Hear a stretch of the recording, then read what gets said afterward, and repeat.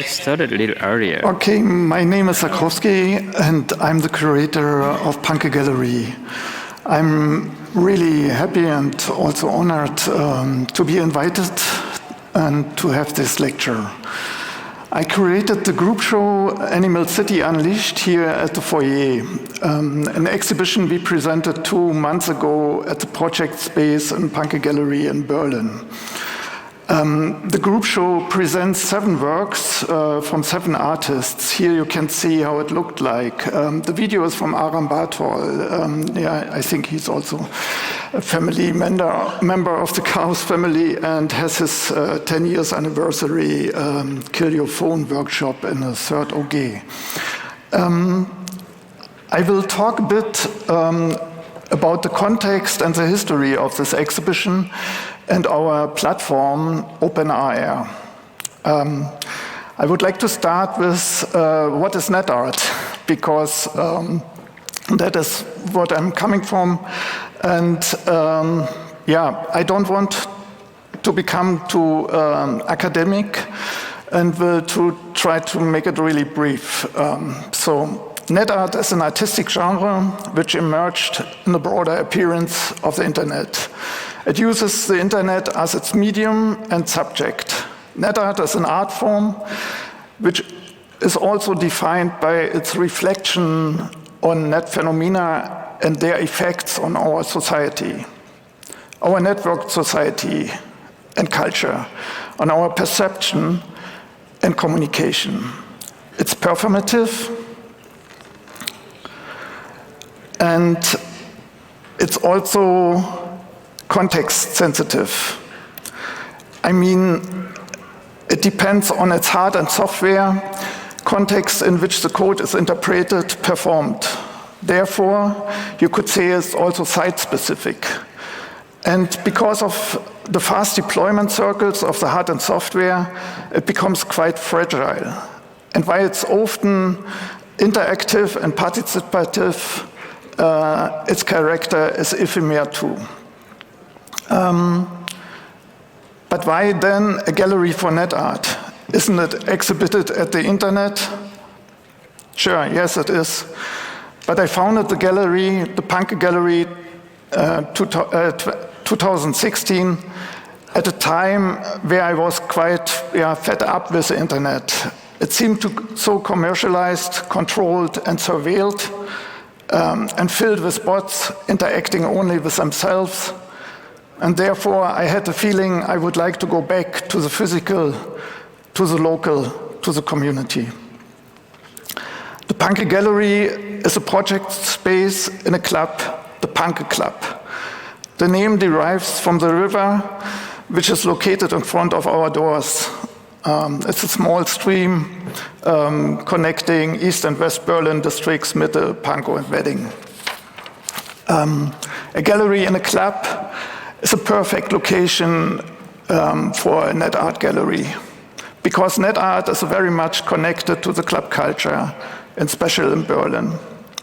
So I experienced my first work of NetArt in a Berlin club at the E-Werk. A NetArt work was named Clubnetz. The beautiful logo here on the left side was designed by Daniel Flum.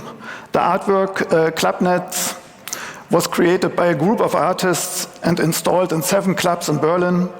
It connected the clubs with the internet, and the artists mixed then in the chats also some bots.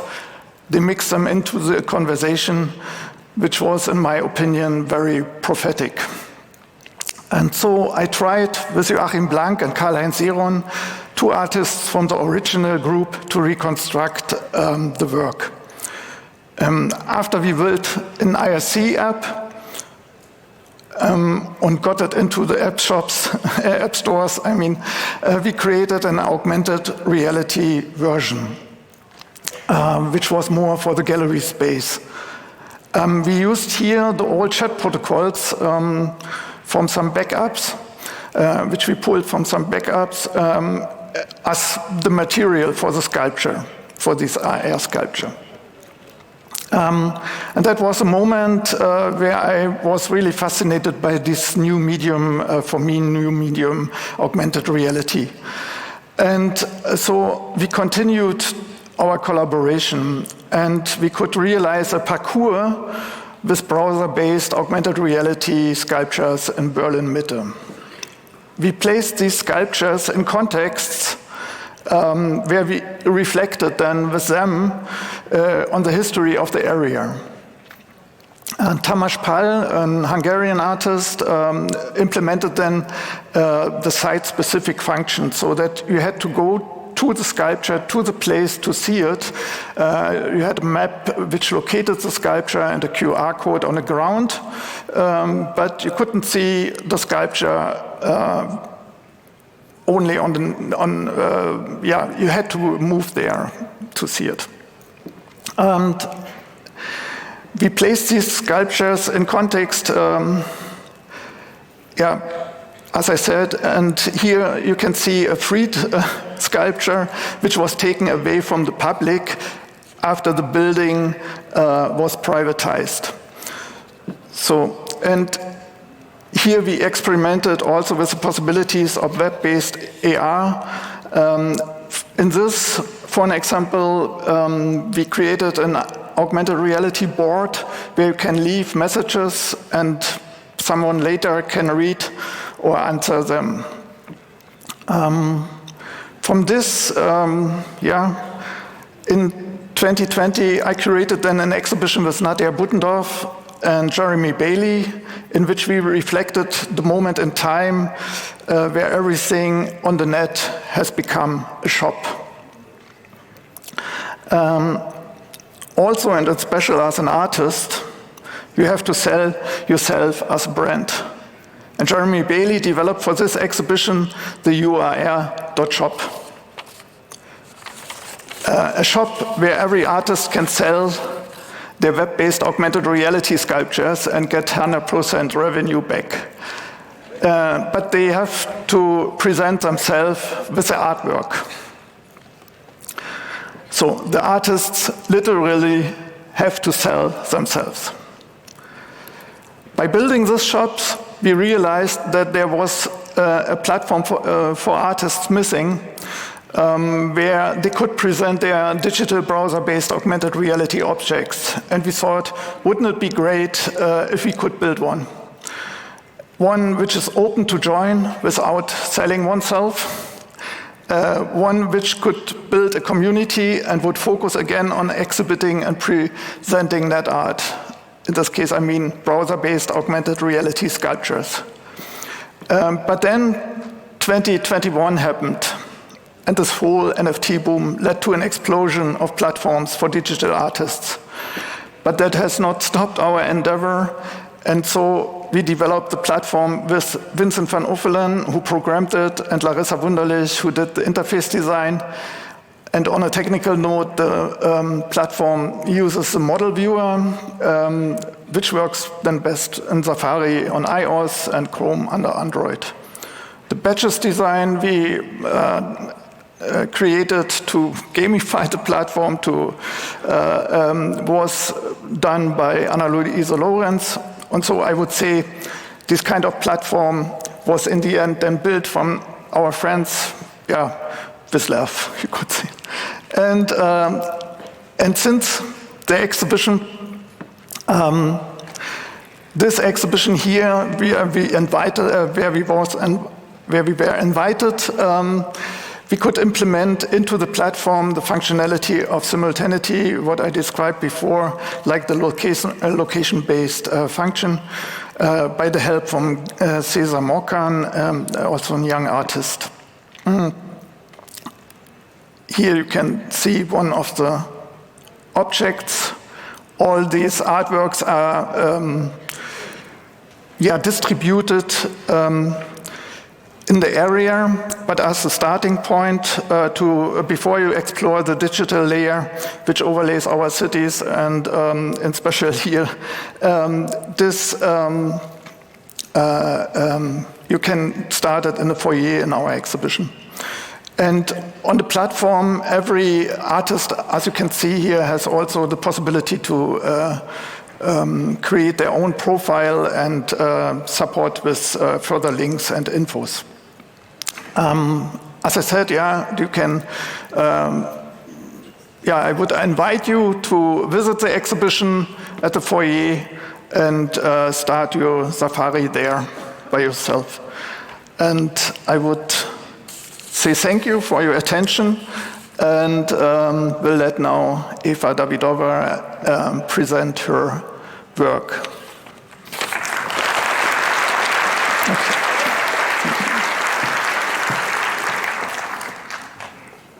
Hello, my name is Eva Davidova, and I'm very happy and thankful to be here today. My work in the exhibition Animal City Unleashed with Pankey Gallery and OpenAR is Global Mode, Horsewoman Appearing Normal 2. Horsewoman Appearing Normal takes the object of desire and speculation crypto aesthetic to turn it into an image about the ecological and social disasters we are already in, that we have set ourselves for extinction, and keep programming ourselves in that direction. Horsewoman Appearing Normal 2 was specifically made for the Chaos Communication Congress in Hamburg, with imprints of normals from diverse city-related objects under the skin of the animal. I don't know if you can see some of the patterns. The skin itself is made with the colors of 3D normals, usually used to make the lighting of the object. A little backstory. One day around 2015, I was with a friend who happened to be a shaman. And I was complaining about the state of the world, inaction on ecological crisis, the widespread cruelty and wars, the greed, the exploitation, industrial farming. He looked at me and said, "Brace yourself, the worst is still to come." And of course, he was right. 2016 came with the shock of Trump's presidency in the United States, the immediate attack on immigrants, the dismantling of social programs, and the full acceptance of virulence and lies in public affairs. Somehow after that conversation, my drawings of piles of dead animals and bodies ceased, and I started seeing different animals. Atavistic, blunt, ridiculous, absurd, but full of strange energy that seemed to pierce into the world through the digital. Since the start of Global Mode in 2015, I have increasingly worked with a mixture of human bodies with those of animals. Bird's birth, the image here, in which I give birth to dead birds full of plastic caps, is a visceral image of my own inescapable role in ecological disaster, collapsing the remoteness between our actions and their, or my actions and their outcome. Being undeniably manipulated, I want to manipulate back. This was perhaps the reason to explore virtual reality away from realism, but as a place to take over the subconscious, and to rehearse or maybe even invent new actions, to involve others in these playing grounds that VR can create. Global Mode, Narcissus and Drowning Animals was a VR and immersive print installation in which animals fall from the sky and people hold them in their arms, but when they were held by the people, the animals drag the people underwater or flying. I'm interested in confounding virtual and physical, in this case a print on the floor of a gallery, making it site-specific but imaginary. And I'm also interested in the mixed reality of augmented reality, which in this case here at the Congress downstairs has a fixed site-specific location, but not a fixed size, and it does not obstruct the passage.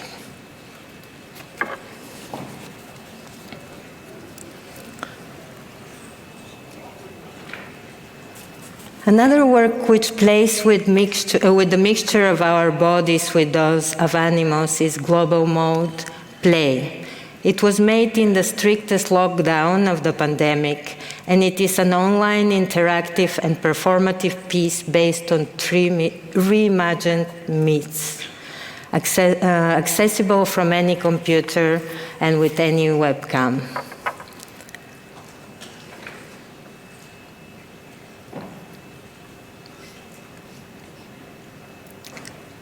Getting together, but still anonymous, the audience enters the virtual space through digital avatars, pigs that become geese, sinking horsewoman, and a Black Lives Matter protester who pushes a police helicopter and makes it bloom.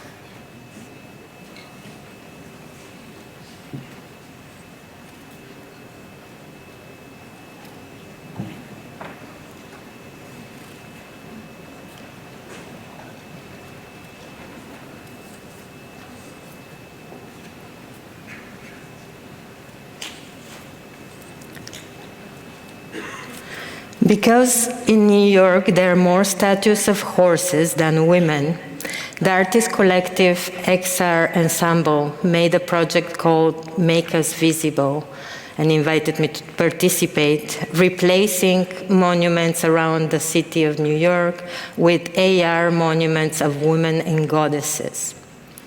I overlaid the George Washington's monument on Union Square with the Mad Cassandra of climate change and the Black Lives Matter protester overpowering the police helicopter. I confess at that time I was very naive and really believed in the success of the Black Lives Matter protests. Finally, Garden for Drowning Descendant, one of my newest work, is a mixed reality installation based on 4 dreams about our descendants, addressing extraction both from land and from people, massive self-surveillance and crocodiles, guilt, extinction, and even adaptation.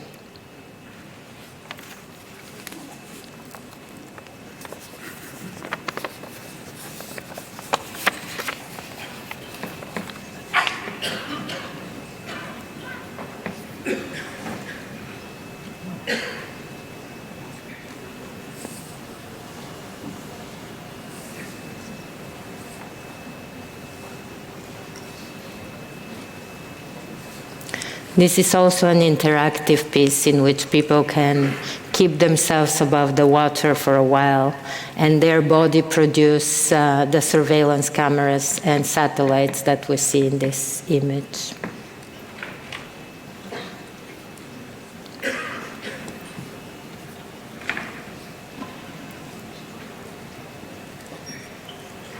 Oops. Thank you. And thank you. It's a pleasure to give the place to Exonemo. Hi, everybody. Yeah. So this is the first time to join this Congress, and yeah, it's impressive. It's so nice. It's so cool. Yeah, I love it. I love this vibe here. You guys are the coolest people in the world, I think. Yeah, this is the coolest event I've ever experienced in my life. Yeah. So my name is Sembo from Exonemo, artist team Exonemo. Exonemo is a new media artist duo, consists of 2 people, me and Yae. Today, I just I'm here, but she's over there with our daughter together. With hey, wave your hands, yeah. And yeah, we started our activity from the internet in mid-90s. We only produced net art at the moment. Net art means its artwork only exists on the internet and experienced through browser. And later, we expanded our activity to actual space. It can be said that we are the first generation to approach real space from the internet. I think nowadays it's very normal things, but at the moment it's very rare. By combining the internet and actual space, our theme have been narrowed down to explore the boundary between two worlds. Two worlds means, for example, internet and actual space, or digital and analog, or human or bot, or a new or old media. So I will introduce some of our works here today. This work titled Natural Process, which is a huge painting of Google top page in 2003. We installed this piece in the museum and then put the webcam in front of the paintings and streamed that image back to the internet. So our aim of this work is to show the process of bringing digital object to actual space and then bring it back to the internet digital space. Later, Google purchased this piece, and we installed this piece to their office. This is the picture of that moment, yeah. This is funny, right? Next one, this piece is titled Body Paint. We first painted human body and displayed that image on the monitor, and then we painted outside of the monitor directly on the monitor with the same color. So by painting directly on the monitor, this is how body paint should be done today. Since our physical sense extend to the information devices, so we thought this is body paint now. Next piece, kiss or dual monitors. Two monitors were placed as they are kissing to present our current relationship. This work was created before the pandemic, but has gained more meaning after the pandemic, I think. And this work, a Metaverse Pet Shop, is an installation that sells virtual pets in cages. This ironic and playful installation was realized in cooperation with a gallery now here in New York. And this work raised ethical question that if it is cruel to have virtual beings trapped in the cage. I like this picture. I think this picture presents something important about our activities. Yeah, it's real dog and virtual dog. Yeah. For this Congress, we realized the installation in cooperation with Pancake Gallery from Berlin. And we have an installation in the first floor, so please find that installation. It's near the entrance. So then this time, this work is expanded to the AR. You can see unleashed dog in the exhibition hall with your phone. So please enjoy it. And also, we are also organizing the event. It is called Internet Yamiichi. It is a free market event dealing with the internet-ish item in real space. After we started this event in 2012 from Tokyo and made it an open platform, it has been spreading to more than 30 cities over the past 10 years. This picture is from first Yamiichi in Tokyo. I can feel like a similar vibe between this one and this Congress and Yamiichi. Yeah, so I hope something happens in the future. Yeah, crossover. Okay, so I'm gonna show some of the items sold in that event and to catch a vibe. Okay, I think I don't have enough time, so I will quickly introduce them. So yeah, Snowden Snow Globe. Spam mail service. You can send actual spam by postal service. Glitch Publics by Glitch House. And tagging service, she's putting the actual real tag on the people. Yeah. Spotify ads collection in cassette tape. They code only the spot ads and then put that in the cassette tape and sell it. Dark web tours. All the PC booting, this was amazing. They started all the pieces same time, and then to the race, which one is the fastest, the boot. Yeah, this is something like the event is look like, and we have compiled a book documenting the decade of this event. So you can get actual copy or free PDF version from our website. And if we have some idea to have this book in the public library, let me know. We are happy to donate the book. It's limited, but we are happy to do it. Okay, that's all for today. Thank you so much. Thank you for listening.